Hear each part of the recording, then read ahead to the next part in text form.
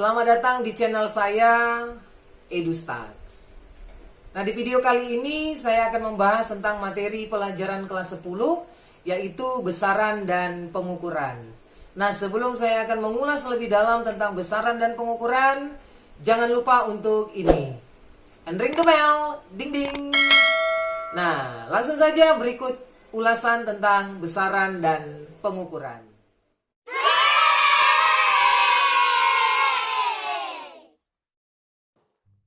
Pernahkah Anda melakukan suatu pengukuran?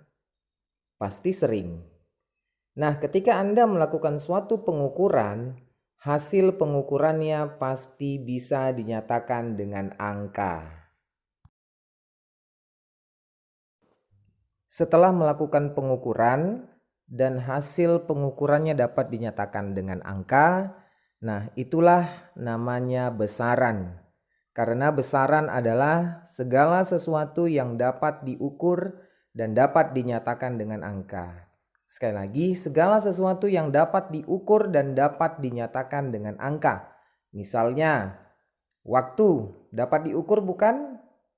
Kemudian bisa dinyatakan dengan angka. Demikian juga panjang, kemudian umur, luas, kecepatan, volume, suhu, massa jenis, dan masih banyak yang lainnya. Besaran fisika terbagi atas dua, yaitu secara konseptual dan matematis. Secara konseptual, besaran fisika terbagi atas besaran pokok dan besaran turunan, yang mana besaran pokok adalah besaran yang ditetapkan dengan suatu standar ukuran internasional. Kemudian besaran turunan adalah besaran yang diturunkan atau yang dirumuskan dari besaran-besaran pokok. Nah, untuk yang matematis, besaran fisika terbagi atas dua, yaitu besaran skalar dan besaran vektor. Besaran skalar adalah besaran yang hanya memiliki nilai saja, sedangkan besaran vektor adalah besaran yang memiliki nilai dan arah. Kemudian besaran pokok adalah besaran yang satuannya telah ditetapkan terlebih dahulu dan tidak diturunkan dari besaran lain. Besaran pokok ada 7, yaitu massa satuan kilogram dengan dimensi adalah M, panjang satuan meter dimensinya L, waktu satuannya sekon dimensinya adalah T, kuat arus satuannya adalah ampere dimensinya adalah I, suhu satuannya Kelvin dimensinya adalah theta, jumlah zat satuannya mol dimensinya N, dan terakhir intensitas cahaya dengan satuan kandela dengan dimensi adalah J. Nah, dimensi adalah cara untuk menentukan besaran turunan terdiri dari beberapa besaran pokok. Sekali lagi, dimensi adalah cara untuk menentukan suatu besaran turunan terdiri dari beberapa besaran pokok. Besaran turunan adalah besaran yang diturunkan dari besaran pokok atau besaran yang satuannya merupakan kombinasi dari besaran-besaran pokok. Dimensi adalah cara penulisan suatu besaran dengan menggunakan simbol atau lambang besaran pokok. Nah, tadi sudah kita bahas sebelumnya di tabel besaran pokok dan dimensi. Hal ini berarti bahwa dimensi suatu besaran menunjukkan cara besaran itu tersusun dari besaran-besaran pokok. Analisis dimensi adalah suatu cara untuk menentukan satuan dari suatu besaran turunan dengan cara memperhatikan dimensi besaran-besaran tersebut. Nah, manfaat analisis dimensi adalah dapat digunakan untuk membuktikan dua besaran fisika setara atau tidak.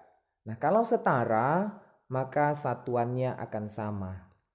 Dua besaran fisika hanya setara jika keduanya memiliki dimensi yang sama dan keduanya termasuk besaran skalar atau keduanya termasuk besaran vektor. Selanjutnya, contoh untuk menentukan dimensi dari besaran turunan berikut ini. Contoh,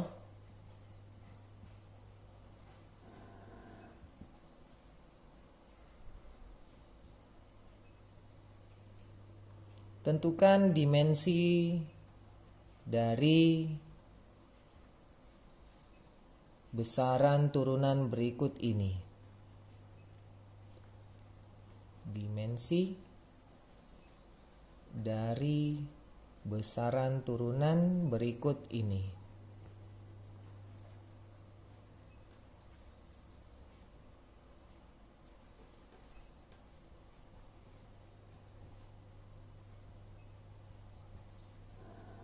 Yang pertama, besaran turunan yang pertama adalah luas. Langsung saja kita selesaikan. Luas memiliki persamaan atau rumus panjang dikali lebar, yang mana panjang ini satuannya adalah meter, lebar juga satuannya adalah meter. Nah, meter dikali meter hasilnya adalah meter kuadrat. Nah, sebelumnya di tabel bahwa dimensi dari besaran panjang adalah L. Maka tinggal kamu gantikan meter tadi dengan dimensi adalah L. Maka dimensi dari luas adalah L kuadrat. Terdiri dari satu besaran pokok. Nah, berikutnya yang kedua, dimensi dari volume. Nah, volume memiliki persamaan atau rumusnya panjang dikali lebar dikali tinggi.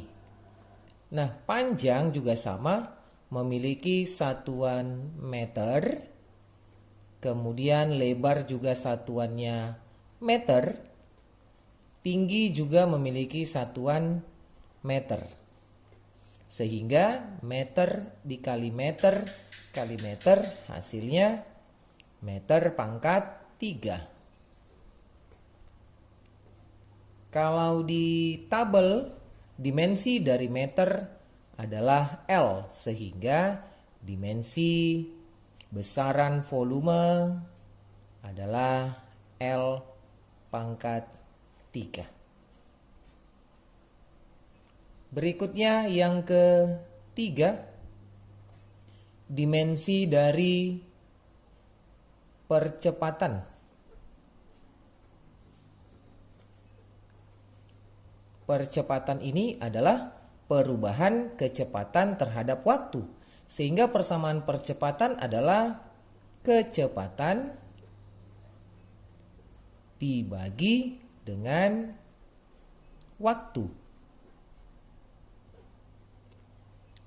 Nah, satuan dari kecepatan adalah meter per sekon, dan satuan waktu adalah sekon, sehingga meter per sekon lagi, maka satuannya menjadi meter per sekon kuadrat. Kemudian sekon pangkat 2 adalah penyebut, naik ke atas menjadi meter sekon pangkat min 2. Nah, sekarang kita tinggal menggantikan dimensi dari satuan berikut. Meter, satuan meter, maka dimensinya adalah L. Waktu satuannya sekon, dimensinya adalah T. Maka jangan lupa pangkat min 2. Sehingga percepatan memiliki dimensi LT pangkat min 2, terdiri dari 2 besaran pokok. Berikut yang keempat atau bagian D adalah dimensi dari gaya. Gaya memiliki persamaan atau rumusnya massa dikali percepatan. Massa satuannya adalah kilogram, sedangkan percepatan tadi sudah kita bahas di sebelumnya, satuannya adalah meter per sekon kuadrat. Nah, sama seperti yang tadi, sekon kuadrat naikkan menjadi pembilang sehingga persamaannya atau satuannya menjadi kilogram meter sekon pangkat negatif 2. Kita sesuaikan satuan dengan dimensi yang sesuai di tabel sebelumnya, bahwa massa satuannya kilogram, dimensinya adalah M. Gunakan kurung persegi. Panjang satuannya meter, dimensinya adalah L. Dan waktu satuannya adalah sekon, dimensinya adalah T. Jangan lupa pangkat negatif 2. Maka gaya memiliki dimensi MLT pangkat negatif 2, atau gaya memiliki 3 besaran pokok.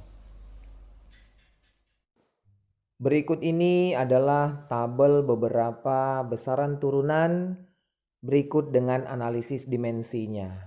Ada luas, volume, kecepatan, percepatan, massa jenis, gaya, tekanan, usaha, dan daya.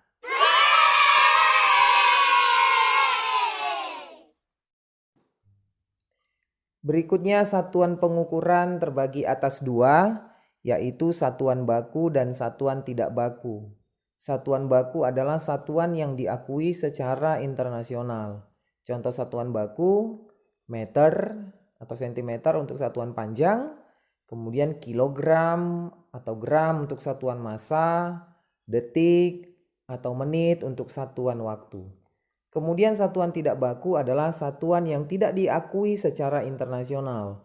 Contohnya jengkal, hasta, kaki, dan langkah. Nah, satuan internasional adalah satuan yang diakui dan digunakan secara internasional. Demikianlah penjelasan saya tentang besaran dan pengukuran. Semoga bermanfaat dan menambah wawasan Anda semuanya. Dan jangan lupa untuk like video ini, subscribe, dan ring the bell. Ding ding. Nah, demikian ulasan saya. Semoga bermanfaat. Sampai jumpa di video berikutnya.